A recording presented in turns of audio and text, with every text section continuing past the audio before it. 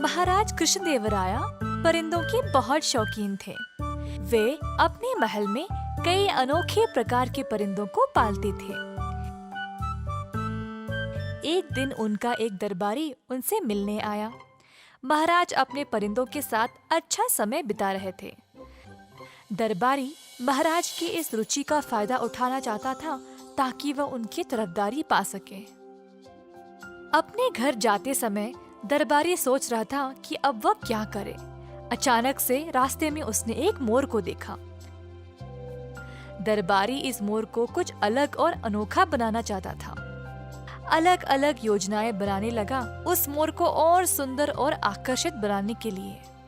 अंत में दरबारी गया एक चित्रकार के पास और उसको बोला कि वह मोर को लाल रंग का कर दे।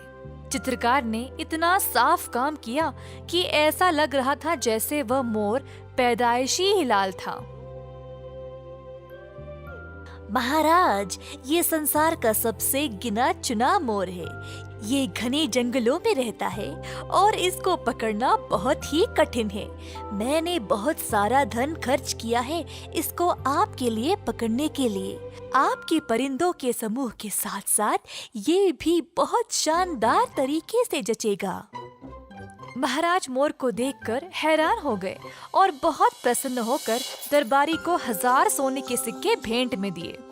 महाराज अब सारे शहर को इस मोर का प्रदर्शन करना चाहते थे। इसके लिए उन्होंने अपने सेवकों को आदेश दिया तैयारी करने के लिए। ये सब देखकर दरबारी बहुत खुश हो गया कि उसकी चाल सफल हो गई। महाराज को प्रणाम करके बाजू में हट गया। दूर दूर से लोग आने लगे इस अनोखे लाल मोर को देखने के लिए। सब लोग इस सुंदर लाल मोर को देखकर हैरान रह गए और ये ही नहीं, पड़ोसी राज्यों के राजाएं भी आए उस मोर को देखने के लिए। सब लोग उस दरबारी की प्रशंसा करने लगे जिसने इस शानदार मोर को ढूंढ लाया। महाराज का भरोसेमंद सेवक रामदास को मोर पर शक हुआ। जब वह मोर के पास गया तो उसको रंग की बू आने लगी। उसको तुरंत समझ आ गया कि दरबारी ने महाराज को बेवकूफ बनाया। दरबारी का असली चेहरा सबके सामने लाने के लिए रामदास ने 5 मोरों को लाया और दरबार के नौकरों को बोला उस चित्रकार को ढूंढ लाने के लिए।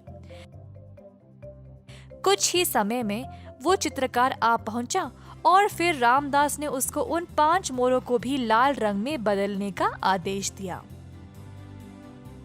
चित्रकार ने उन मोरों को भी वैसे ही रंग लगाया। रामदास फिर मोरों को और उस चित्रकार को दरबार ले गया। महाराज और दरबार के सारे लोग 5 और लाल मोर को देखकर हैरान रह गए। दरबारी ने तो कहा था कि ये मोर बहुत ही गिना चुना है और आसानी से नहीं मिलता। तुमने इतने सारे कहाँ से लाए? पूछा महाराज ने।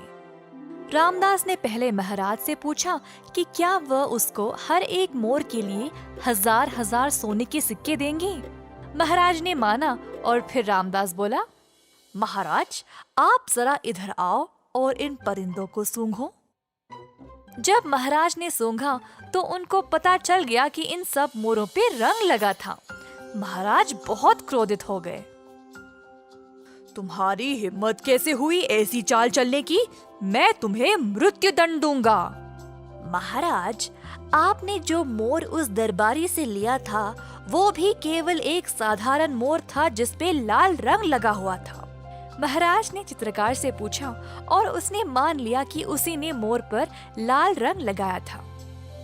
दया करे महाराज, अगर मुझे पता होता कि दरबारी आप पे चाल चलने के लिए मुझे ये काम दिया तो फिर मैं ऐसा कभी नहीं करता। महाराज ने चित्रकार को अपनी ईमानदारी के लिए भेंट दिया और दरबारी को ऐसी बुरी चाल चलने के लिए कठोर दंड दिया। एक बार एक जंगल में कौवा रहता था। एक दिन वो कौवा यात्रा कर रहा था। उसे बहुत प्यास लगी तो वो एक स्थान पर रुक गया और आसपास पानी की तलाश करने लगा। मगर उसे पानी नहीं मिला। प्यास के कारण वो बहुत कमजोर हो गया था, पर उसने हिम्मत नहीं हारी और जंगल के आसपास पानी ढूंढने लगा।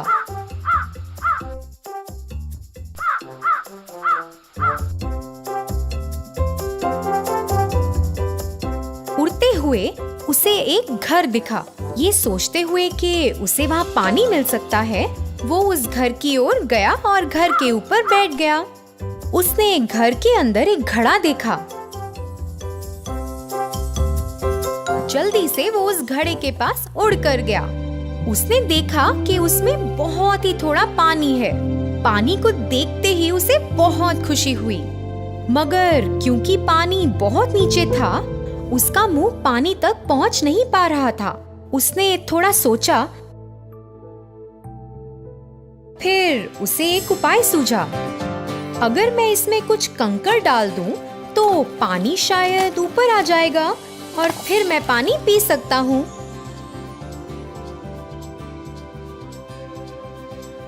जल्द ही वो कुछ कंकड़ की तलाश में लग गया।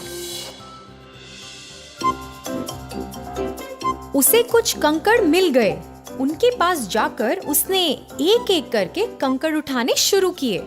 फिर घड़े के पास लेकर गया और उसमें डालने लगा। पानी थोड़ा ऊपर आया, पर अभी भी वो पहुंच नहीं पा रहा था। उसने फिर भी हार नहीं मानी और एक एक करके कंकड़ उठाकर घड़े में डालने लगा। काफी समय के बाद पानी और ऊपर आया। कौवा बहुत खुश हुआ और भर के अपनी प्यास बुझाई। उसने अपने और दोस्तों को भी बुलाया। बहुत से पंछी पानी पीने आए।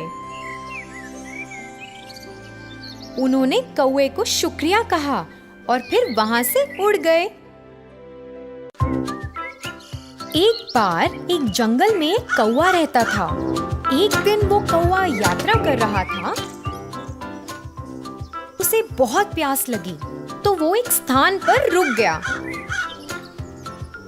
और आसपास पानी की तलाश करने लगा, मगर उसे पानी नहीं मिला। प्यास के कारण वो बहुत कमजोर हो गया था, पर उसने हिम्मत नहीं हारी और जंगल के आसपास पानी ढूंढने लगा।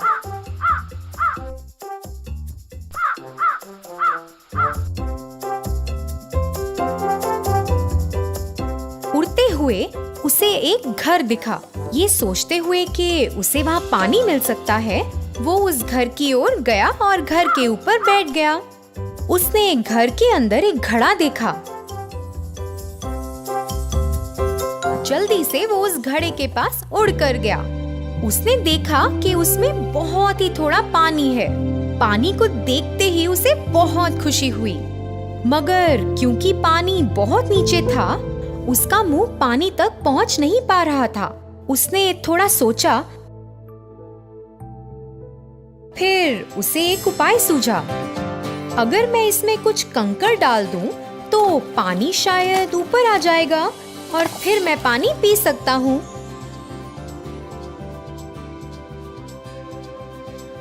जल्द ही वो कुछ कंकड़ की तलाश में लग गया। उसे कुछ कंकड़ मिल गए। उनके पास जाकर उसने एक एक करके कंकड़ उठाने शुरू किए। फिर घड़े के पास लेकर गया और उसमें डालने लगा। पानी थोड़ा ऊपर आया, पर अभी भी वो पहुंच नहीं पा रहा था। उसने फिर भी हार नहीं मानी और एक एक करके कंकड़ उठाकर घड़े में डालने लगा। काफी समय के बाद पानी और ऊपर आया। कौवा बहुत खुश हुआ और भर के अपनी प्यास बुझाई। उसने अपने और दोस्तों को भी बुलाया। बहुत से पंछी पानी पीने आए। उन्होंने कौवे को शुक्रिया कहा और फिर वहां से उड़ गए। कौवा और कबूतर।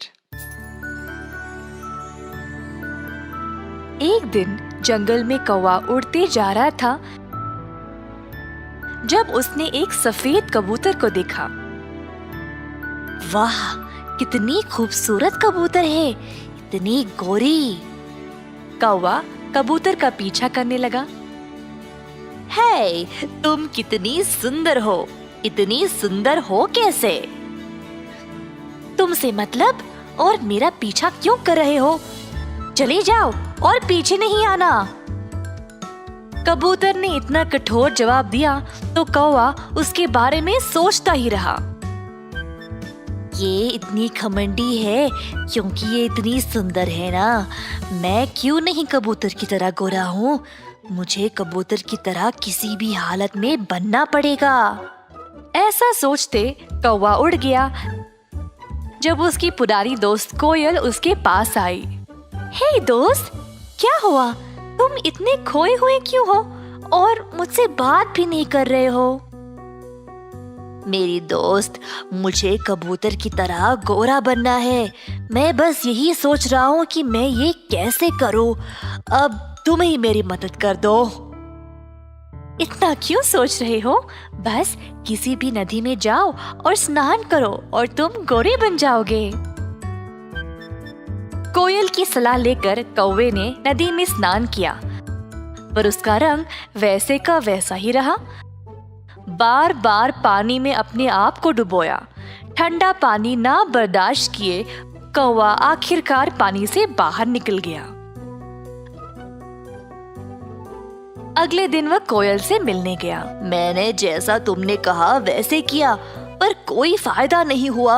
इतनी बार मैंने पानी में अपने आप को डुबाया और ठंड बर्दाश्त ना कर पाके मैं बाहर ही निकल गया। ओह, तो तुम गोरे नहीं हुए? हाँ? कोयल फिर से सोचने लगी। ठीक है, इस बार तुम कोई आटे के कारखाने पर जाओ और अपने आप को सफेद मैदा में डुबोना, फिर शायद गोरे हो जाओगे। कौवे ने ध्यान से कोयल की बात मानी और उड़ चला आटे के कारखाने की खोज में। आखिरकार उसको एक आटे का दुकान मिल गया, पर दुकान का मालिक वहीं पर था। मुझे मालिक के निकलने तक का इंतजार करना पड़ेगा और फिर आटे में कूदकर अपने आप को गोरा बना लूंगा। ऐसा सोचते हुए कौवा पास वाले पेड़ के ऊपर बैठ गया। इसी दौरान दुकान का मालिक भोजन करने थोड़ी देर के लिए दुकान से निकल गया। तुरंत कौवा गया और अपने आप को आटे की बोरी में डुबोया। वहां से उड़ते ही सारा आटा धीरे धीरे उसके शरीर से झड़ गया। कौवा मजबूरन फिर से कोयल से मिलने गया। मैंने अब ये भी कर लिया, बस सारा आटा उड़ते समय झड़ गया। ओह, इससे भी तुम गोरे नहीं हुए? ठीक है। क्यों ना तुम रंग की दुकान ढूंढो और अपने आप को सफेद रंग में डुबाना, इससे तुम पक्का गोरे बन जाओगे। बेचारा कौवा फिर से अब रंगों की दुकान की खोज में उड़ चला। उसको अंत में सफेद रंग मिल गया और खुश होकर अपने आप को रंग में डुबो दिया। ऐसा करते ही वो पूरा सफेद हो गया। खुशी से झूमकर कौवा अपनी दोस्त कोयल के पास चला गया। मेरी दोस्त, क्या तुमने मुझे पहचाना? मैं हूँ। जैसा तुमने कहा मैंने वैसा ही किया और देखो, मैं अब गोरा बन गया हूँ। मैं बहुत ही खुश हूँ कि मैं भी अब कबूतर की तरह सफेद बन गया।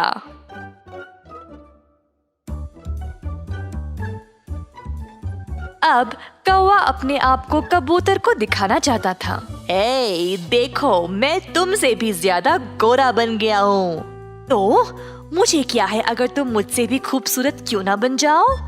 हा, तुम्हें तो जलन हो रही होगी ना, क्योंकि मैं सच में तुमसे ज्यादा सुंदर बन गया हूँ। ऐसा बोलकर कौवा वहां से उड़ गया। जैसे जैसे दिन बीतते गए, सफेद रंग अब धीरे धीरे मिटने लगा। कौवा अब कुछ अजीब सा लगने लगा। वो ना कौवा जैसा था, ना कबूतर जैसा। बाकी के सारे पक्षी उसको अजीब तरीके से देखने लगे। जब कौवे ने अपनी परछाई पानी में देखा तो उसको बहुत बुरा लगा। मैंने कबूतर जैसा बनना चाहा और खुद ही एक मजाक बन के रह गया।